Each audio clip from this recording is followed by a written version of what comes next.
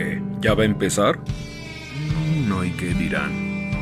¿Ya está grabando? Uy, espérate, güey, con esto sí no te metas. Bienvenidos a las cápsulas de Stroma, donde Eduardo y Omar platicarán sobre diferentes temas. ¿Qué ole? ¿Qué tal? ¿Cómo estamos?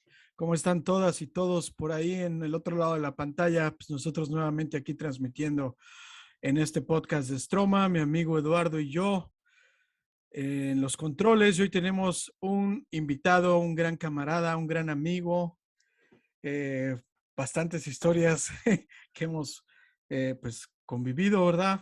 ¿Cómo estamos, Felipe? ¿Qué tal? Buenas tardes a todos. Buenos días, tardes o noches, donde quieras que se encuentren. Este, pues Felipe es biólogo y es un especialista en el área de la botánica en la parte de los helechos. Felipe es actualmente profesor de la Universidad Autónoma de Guerrero y es un gran amigo de nosotros y amablemente aceptó venir a hablarnos de sus proyectos o parte de sus proyectos de investigación para nuevamente nosotros llevar información a ustedes y se den cuenta pues de la gente que está trabajando y que está haciendo cosas de investigación en México y que está formando conocimiento que puede ayudar para la conservación de la biodiversidad o generar conocimiento científico para la conservación de la misma. Felipe, pues me da un gusto saber que estás aquí. Gracias por darte un tiempo en todos tus pendientes. Fue No, al algo, contrario, gracias por algo difícil. invitarme, con gusto por acá, a Sí, lo que se sí. ofrezca. Pues mira, me acuerdo que alguna ocasión voy a empezar a platicar. Eh, en la universidad, Felipe me platicaba sobre su proyecto de investigación y se me hizo algo súper interesante. Él ponía trampas en los árboles para capturar esporas. Yo dije, trampas para esporas. A ver, espérame, ¿lo dijiste bien o escuché mal? No, sí, él hace trampas para esporas. ¿Nos podrías explicar sencillamente qué es una espora, qué hace una espora y para qué sirve una espora y por qué le pusiste unas trampas a las esporas, Felipe, por favor? Claro. Para empezar, hay varias plantas, entonces los helechos son lo que se conoce como plantas criptógamas porque en lugar de producir semilla, producen esporas. Entonces les voy a compartir tantito la pantalla para que vean un poco de estas esporas. Aquí estamos viendo de algunos Ve nada helechos, tienen más. sus esporas. Y estas esporas pues, son muy diferentes de cada una de las especies. Aquí tenemos de Asplenium monantes, por acá tenemos otro Asplenium, sicilifolium, que es mucho más pequeño, o de Blechnum, que tienen otras formas, ¿no? Entonces hay una enorme diversidad y dependiendo de la coloración, el tamaño, la ornamentación que presenta, pues podemos identificar precisamente las especies de helecho que estamos viendo, ¿no? Entonces, como decía Omar, pues yo en mi proyecto de maestría puse algunas trampas para capturar esporas en un bosque mesófilo, en un tipo de vegetación en Hidalgo, para saber la fenología de estos helechos. ¿Por qué? Porque, por ejemplo, ahorita que va a ser Día de Muertos, pues todo el mundo va a poner el cempasúchil, ¿no? Tiene una fenología de esa temporada. Pero en el caso de los helechos, pues muchos dicen, pues después de lluvias es cuando ya sacan sus esporas, ¿no? Pero pues eso es lo que dicen todos los libros. Y yo quería ver si era cierto, porque hay unos helechos que crecen encima de los árboles, hay otros que son terrestres, otros que, que crecen sobre rocas, y pues la cantidad de agua que tienen en esos ambientes pues varía, ¿no? No es lo mismo que tengamos un helecho cerca de un río que siempre tiene agua y que pues puede esporular o formar esporas pues, cuando sea, a uno que crece en un árbol que solo en determinado tiempo, cuando llueve, pues puede tener esos recursos, ¿no? Entonces yo quería ver la fenología y la aproximación que se me ocurrió fue pues capturando las esporas para así tener picos de esporulación. A lo largo de los meses yo iba a cambiar las trampas, las observaba al microscopio y veía qué esporas me encontraba, ¿no? Entonces, primeramente yo hice una esporoteca, esto es, en ese ambiente, pues capturé yo bueno, obtuve ejemplares del herbario y de esas ejemplares pues yo sacaba las esporas y las montaba para observarlas, para poder distinguir una de otra, ¿no? Es lo que estamos viendo ahorita, todas las esporas que yo capturé, vemos algunas que son diferentes, que tienen picos, otras que no lo tienen, unas son más redondas, otras son triangulares, como estas de acá, ¿no? Y de diferente coloración, ¿no? Y en fin, y entonces, Oh, ajá, sí, adelante, Mar. sí, perdón, ¿esta esporoteca tú la iniciaste o al proyecto de investigación donde ya estaba, ya había iniciado los procesos de colecta? ¿Qué es una esporoteca? Digo, yo ya lo Ah, puedo, ok. pero me gustaría que también nos explicaras. Dos Bueno, preguntas, perdón. Explica brevemente qué es fenología, por favor, para nuestra audiencia. ok. Y esporoteca, por favor, Felipe. Sí, bueno, Gracias. la fenología es el tiempo en que una planta va a estar fértil, ¿no? Por ejemplo, les decía yo del cempasúchil, porque la fenología de de Tagetes erecta, que es el cempasúchil, es en este periodo del año, es cuando florea y está fértil. Entonces, en los helechos, cuando vaya a estar fértil, bueno, no se sabe muy bien en qué periodos, ¿no? Comúnmente se dice que después de la lluvia, pero yo quería evaluar eso. Eso por un lado. Y la otra pregunta era La de la esporoteca, esporoteca. sí. Ok. Pues fíjate que en la UAM Iztapalapa, que es donde realicé mi maestría, ya tienen una gran cantidad de esporas almacenadas, ¿no? Entonces eso ya se había realizado.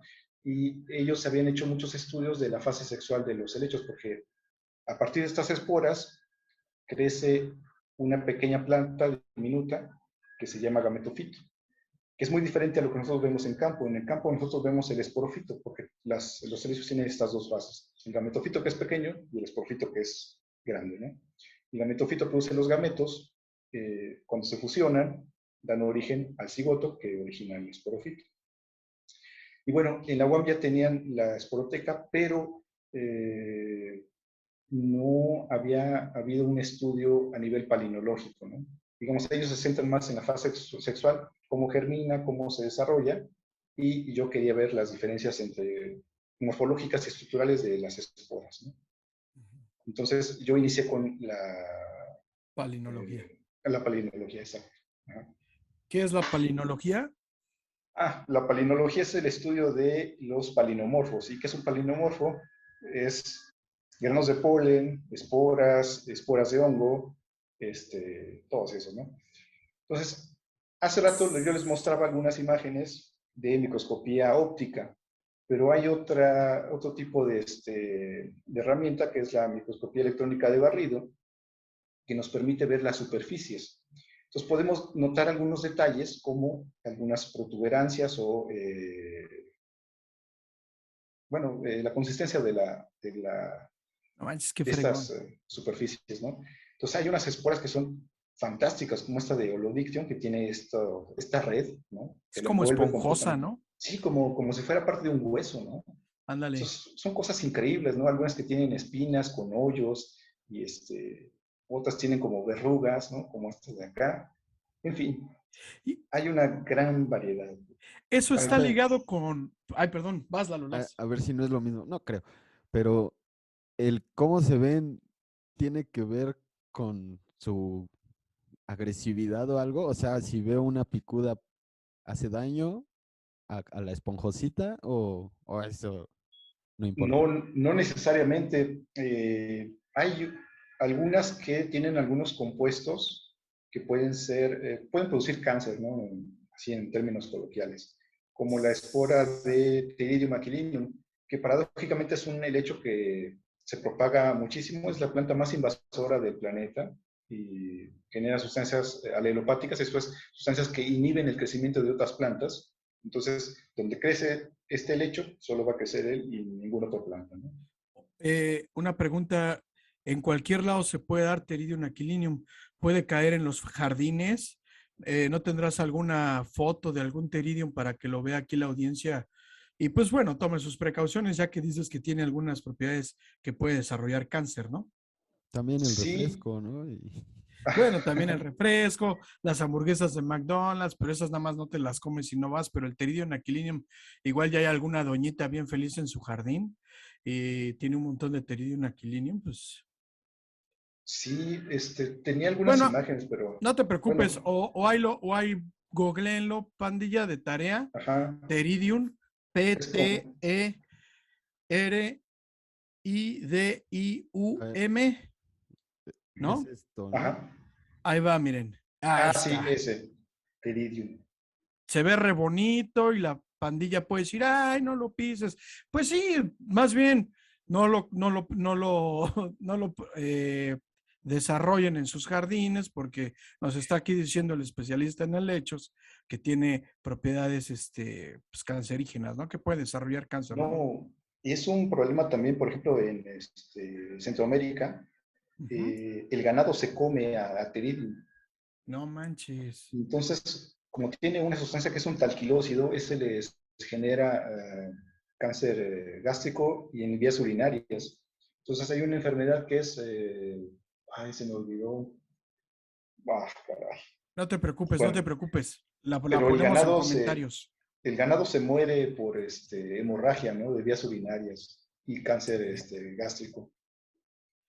Sí, es muy Wow, agresivo eso, ¿no? fíjense, yo eso no lo sabía. O No, sea, no toda la culpa la tiene Coca-Cola y McDonald's, también hay que saber conocer el entorno en el que estamos desarrollándonos y pues vean, para eso tenemos hoy aquí a nuestro amigo Felipe. Ok, Felipe, bueno, pues ya que tenías estas fotos padrísimas en microscopía, electrónica, aparte que sumaste esporas a la esporoteca. Platícanos también de qué ventajas y desventajas tienen el tamaño de estas esporas para la dispersión, cuáles llegan más cerca, cuáles llegan más lejos, las que producen más, las que producen menos, porque yo tengo entendido que cualquier ser vivo busca su perpetuación a como de lugar, pero en estas esporas que tú encuentras, algunas son visibles, otras son microscópicas. Corrígeme cuando esté diciendo alguna cosa incorrecta, por favor, con toda la confianza. ¿Qué ventajas y desventajas juega el tamaño de la espora para esto, para la perpetuación de la especie? Me gustaría que nos explicaras algo o no juega algún papel importante. Bueno, no se tenía conocimiento que jugara a algún papel, ¿no? De hecho, había la creencia de que como son pequeñas, son microscópicas todas, menos de 90 micrómetros, que por el tamaño que tenían, iban a estar en el aire pues siempre, ¿no? Y no iba a haber una diferencia en cuanto a su comportamiento, o sea, cómo pueden transportarse en el aire, si son más pequeñas o más grandes, ¿no? Sin embargo, pues me di a la tarea de verificar esto, ¿no? Y una de las formas fue mediante la obtención de velocidad terminal. ¿Qué es la velocidad terminal? Ahorita vamos a ver un video. La velocidad terminal es cuando un objeto, cuando cae en el aire, va a sufrir la atracción de la gravedad, entonces se va a incrementar su velocidad. Pero cuando se incrementa su velocidad, tiene que desplazar el aire que está abajo. Entonces este aire va a generar una resistencia que se le conoce como fuerza de arrastre. Entonces llega un momento que la velocidad es tal que se contrarresta la tracción gravimétrica con la fuerza de arrastre. Entonces incrementa la velocidad, llega a un límite y esa es su velocidad terminal y a partir de ese instante va a caer de forma constante. Como por ejemplo cuando se aventan el paracaídas, ¿no? Uh -huh. Cuando se abre el paracaídas, ya cae a una velocidad constante porque alcanzó su velocidad terminal, ¿no? Lo mismo pasa con cualquier objeto. Es más, si nos aventamos sin paracaídas y nos extendemos, por eso se ponen así, pues aumentas tu superficie de resistencia y bueno, ha habido casos en los que las personas que por desgracia no les ha funcionado su paracaídas han sobrevivido a ese impacto porque alcanzan una velocidad terminal menor, ¿no? Y bueno, Vale, eso no yo lo me di, sabía. no, sí es algo sorprendente también del cuerpo humano, ¿no? Lo que puede resistir. Sí, Claro, se llevó un megatrancazo con fracturas y todo, pero sobrevivió. Eso sí. sí, claro, claro. Bueno, entonces yo me di a la tarea de medir la velocidad terminal y para eso construimos junto con mis colegas una cámara de sedimentación, que es la que estamos viendo en pantalla, y pusimos un microscopio para poder, graduado, para poder ver cómo caen. Entonces, aquí, por ejemplo, está al revés porque es un lifotelescopio, entonces vemos que va para arriba, pero en realidad va para abajo. Ok. Y lo grabamos con una cámara rápida, de tal manera que cada cuadro de este video es alrededor de, bueno, una fracción de tiempo. Ahorita no tengo el dato, ¿no? ¿Menos de un segundo o más de un Sí, segundo? mucho menos Menos de de un un... Ah, segundo, ok, ¿no? ok, ok. O sea, era, creo que 240 cuadros por segundo, algo así. Sí, Ok. uno sobre 240, ¿no? De segundo. De tal manera que nosotros podemos seguir la trayectoria de cada una de las partículas y podemos hacer una gráfica, ¿no? En donde tenemos el tiempo, voy a hacerlo un poco más grande a ver si se puede, ok, el tiempo y la distancia. Entonces, si nosotros esto lo analizamos, podemos obtener, no sé si se alcanza a ver esto. Sí, sí. Ah, ok.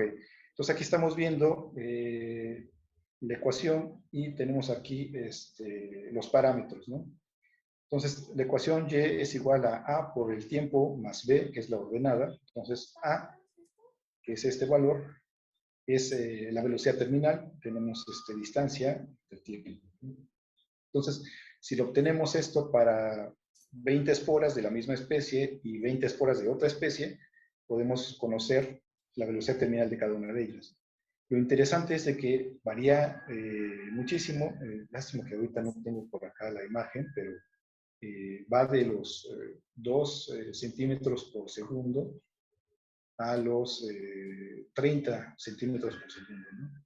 Entonces hay 30 unas, centímetros por segundo. ajá, pues hay unas esporas que son livianas, que tardan mucho en caer, y otras que tardan no tanto en caer, ¿no? Y por Entonces, ejemplo, la de Pteridium aquilinum que nos hablabas ahorita, ¿no has calculado esporas su caída o su dispersión? sí, de hecho, y ahorita no tengo el dato, No, pero, no, no te preocupes, no. Es que me llamó la atención por la importancia de lo que mencionabas, ¿no? Pero me ajá, imagino que has de tener de todas las esporas que has estado colectando o de algunas, ¿no? No de todas, ha de ser un montón de trabajo hacer esto.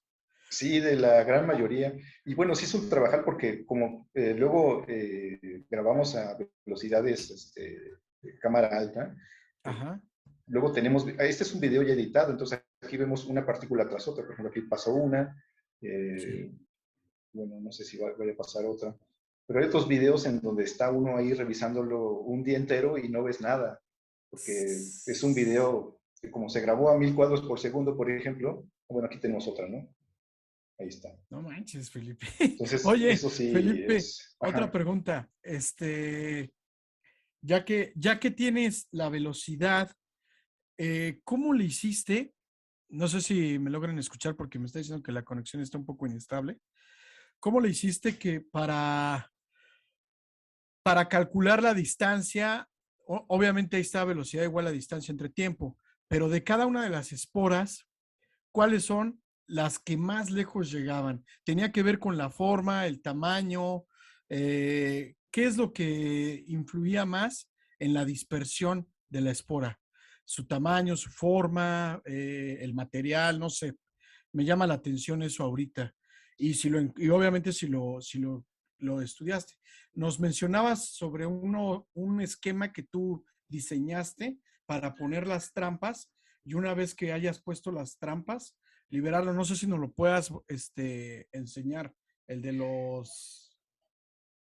sí, ya que tenía yo lo de la velocidad terminal, lo que hice fue seleccionar algunas esporas que sean de diferente tamaño y me fui a campo a colectar al menos 1000 millones de cada una de esas esporas, pero para eso antes tuve que calcular la masa, ¿no? Entonces Es eso lo que te iba también a fue decir, otra ¿cómo bronca. supiste que eran 1,000 millones?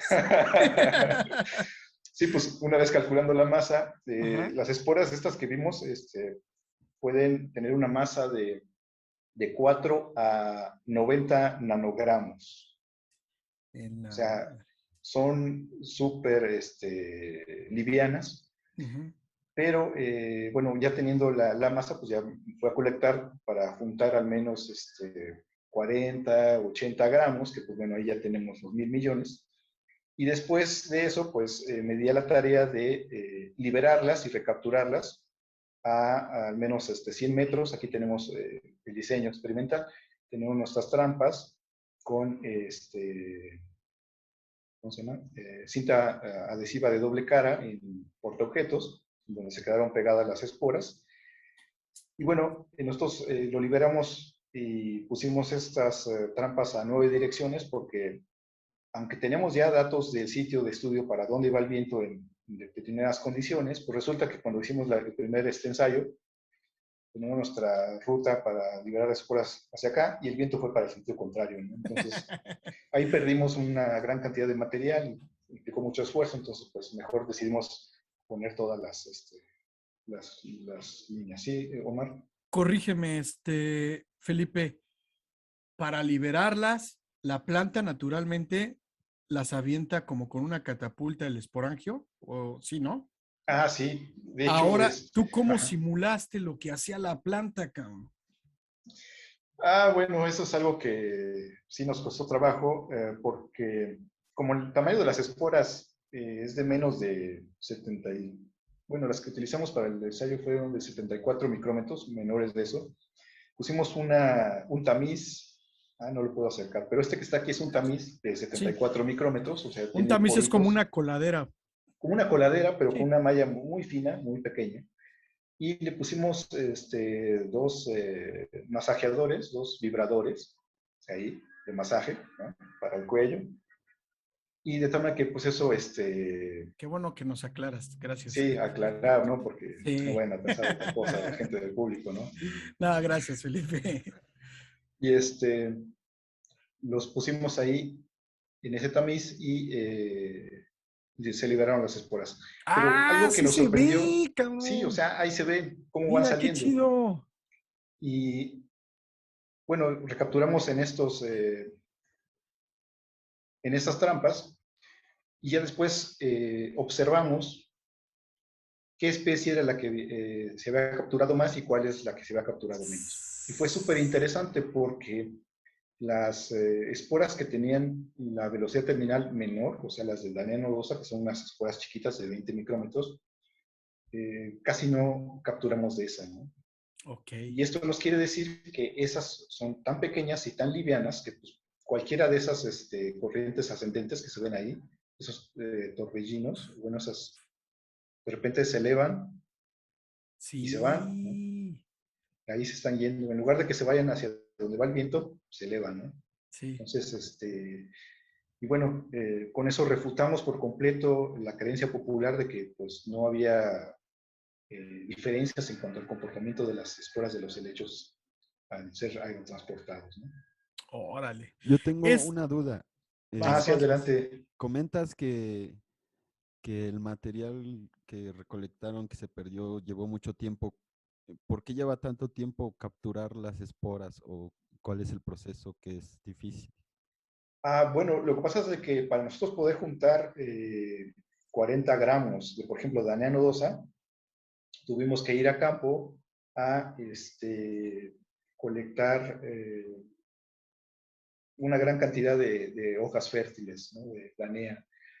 Entonces, el trabajo que está atrás de voy a dejar de compartir la pantalla, es pues procesar todo ese material, ir a campo a una o varias localidades, después ese material tamizarlo para tener esporas completamente puras, sin ningún detrito ni demás. Bueno, eso sí lleva bastante tiempo. Sí, cabrón. Y Buena pregunta. ¿Cómo le haces para tamizar, separar? Porque obviamente uno esperaría, Lalo, que cuando dices, voy por semillas de esto, vas al campo y nada más le hicieras así al árbol y cayeran y ya vámonos. No, cabrón, el trabajo de campo creo que hace Felipe con este tipo para capturar. Exacto.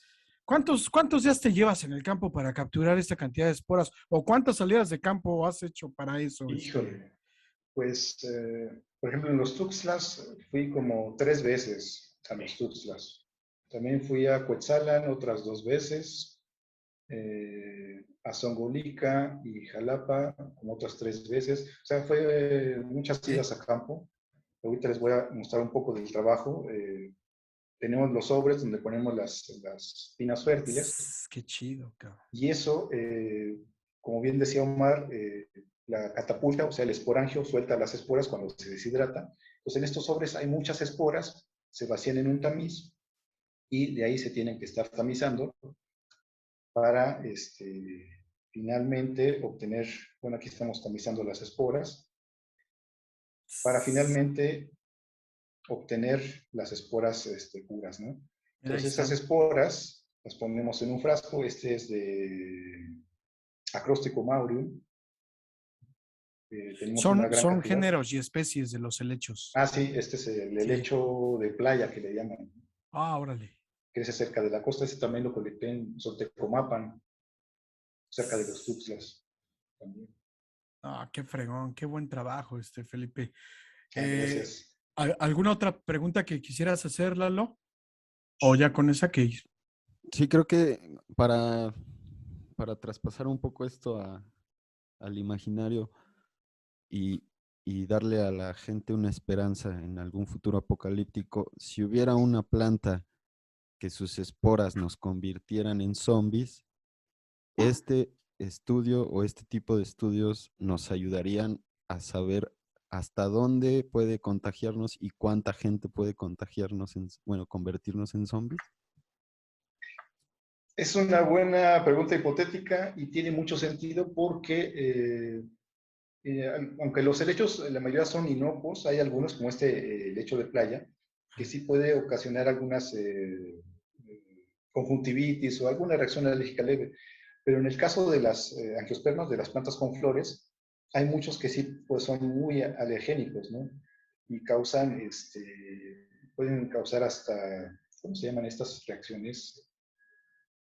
Que se te cierran. Bueno, ¿La en fin, garganta? ajá, reacciones alérgicas muy fuertes, Sí. ¿no?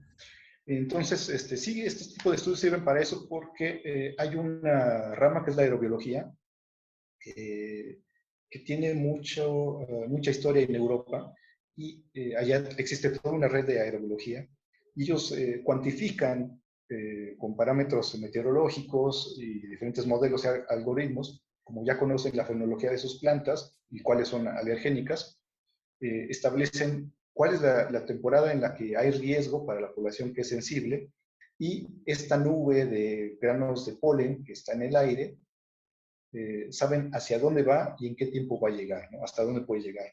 Entonces, por eso emiten alertas de que es temporada de alergias, ¿no? Para Fraxinus, para gramíneas o para alguna otra planta, ¿no? Aquí ya ven, las personas que nos pueden salvar en un apocalipsis zombies no solo son los fuertes con miles de balas, son los científicos. Nos van a proteger Exacto. de convertirnos en zombies. Vientos, vientos, Mushmouse. Buena pregunta imaginaria para salir del contexto clásico científico. Y ahorita que menciona esto, Lalo, ¿qué importancia económica, biológica, ecológica juega la aerobiología hoy en México y el mundo, Felipe? Tú que andas en estos rollos. Bueno, pues es de gran importancia. Por ejemplo, ahorita con la pandemia que se está viviendo, había una pregunta fundamental que nos hacíamos, es de que si los granos de polen podían ser vectores de la transmisión del virus del COVID, ¿no? Y pues efectivamente sí, o sea, las esporas son de grandes, ¿no? De 90 micrómetros. El virus es mucho más pequeño, es de menos de 2 micras, o creo que es de 0.1 micras, no sé, es una cosa muy pequeña. Entonces, se encontraría en el aire siempre disperso para siempre, pero realmente no es así. Lo que pasa es de que se va pegando a cuerpos más grandes, partículas de tierra, granos de polen, etc. Y entonces, como se va pegando estas estructuras, si nosotros usamos un cubrebocas, algo tan sencillo que pues no tiene un poro así diminuto para evitar que pase el virus, pero sí evita que pasen algunas partículas más grandes, ¿no? Y como el virus está pegado precisamente a estas partículas, es muy difícil que se despegue. Entonces, tapando la entrada de estas partículas, pues nosotros vamos a disminuir el riesgo de contagio, ¿no? Eso por un lado. Perfecto. Buen dato. Y en México hay muchos estudios aerobiológicos. En la Ciudad de México, por ejemplo, se han estudiado la aerobiología de bacterias y hongos en el metro, por ejemplo. Ese es un artículo bastante interesante que publicaron los de Ciencias de la Atmósfera, de la UNAM. Y bueno, hay todo un mundo de bacterias que pueden ser, algunas son patógenas. Entonces, por eso la importancia de que llegando a casa siempre se laven las manos, ¿no? Porque todo lo que agarran afuera está lleno de patógenos, también todo lo que está en el aire, igual, ¿no? Entonces, hay que aumentar esas medidas sanitarias. Excelente.